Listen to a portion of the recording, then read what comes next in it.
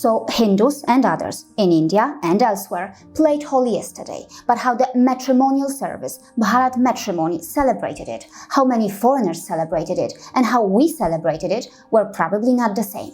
But before I analyze this video that was posted by Bharat Matrimony, let's quickly observe how some of the top diplomats, foreign dignitaries, Indian embassies, and many non-Indians celebrated Holi around the world. These beautiful pictures are from China. This video was shared by the Russian embassy in India. How beautiful it is, right? And this is from Africa, a video shared by the Embassy of India in Mali. So many leaders around the world sent their wishes to India, including the Israeli Prime Minister, who tweeted wishing Happy Holi to the people of India. And here, that's Dr. S. Jaishankar celebrating Holi with the US Secretary of Commerce, Gina Raimondo. And then this video where Gina Raimondo can be seen dancing with India's Rajnath Singh. Besides that, many people who are influenced by the Hindu or Dharmic lifestyle also played the festival in various parts of the world. Now, back in India, on the day of Holi, the matrimonial service Bharat Matrimony shared a video that mentioned that harassment during Holi leads to immense trauma. The video by the matrimonial service led to mixed reactions. Many welcomed it, and many felt that it was vilifying the Hindu festival. But before coming to any judgment, I would say that one must try to understand the broader picture. To start with, it must be made clear that Holi, when celebrated with the true Dharmic spirit, is a festival that is inclusive, respectful, and joyful for women and others. That is exactly the reason why many non-Indians who have the ability to clearly understand the true Dharmic spirit of Holi are wholeheartedly celebrating the festival. That is the very reason why many highly educated foreign dignitaries, non-Hindus and others love to play India's Dharmic festival voluntarily. And second, it should be understood that the harassment or the trauma that many women have unfortunately faced during Holi is due to elements that are clearly un-Hindu, as the true Dharmic spirit respects and even worships the divine feminine. But then who are those un-Hindu elements corrupting or influencing the Dharmic festivals? I mean, who are the people that misuse a beautiful festival like Holi to hurt females?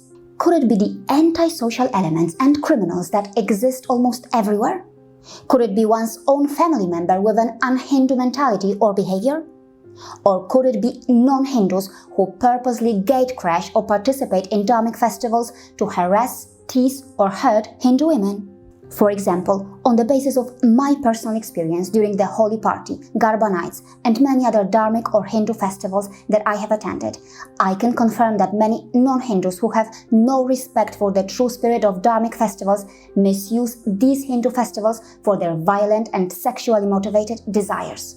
That is why, as far as the issue of women facing trauma during Holi is concerned, we definitely need more academic inquiries to fully understand the factors or the sources that lead to this trauma that this video tried to highlight here.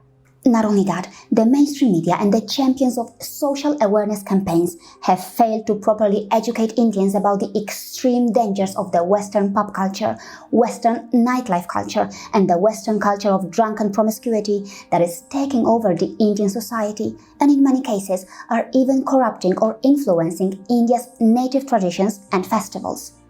A perfect gift for Indians on International Women's Day could be this video that I published earlier, in which I use the existing research and statistics to highlight something that many are totally ignoring in India.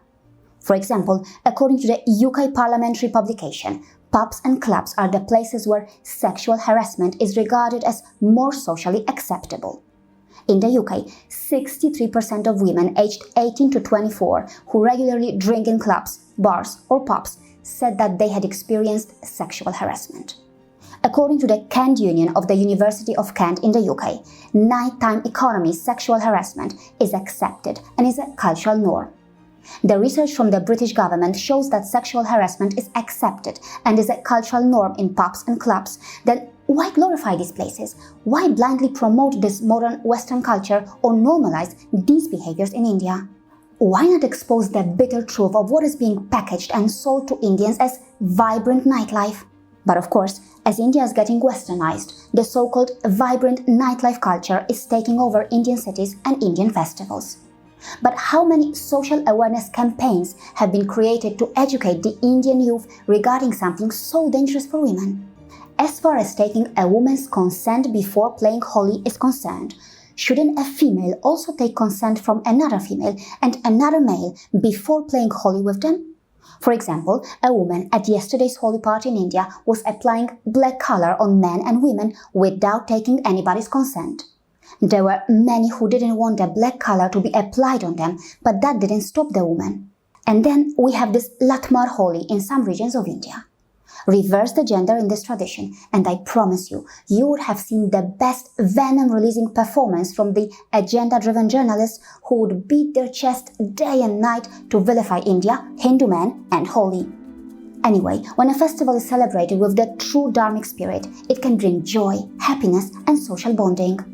And that spirit also welcomes good-hearted criticism and reforms to self-correct oneself. On the other hand, when any festival is corrupted or taken over by the toxic Western commercial monoculture or anything similar to that, it can bring violence, promiscuity, and tension.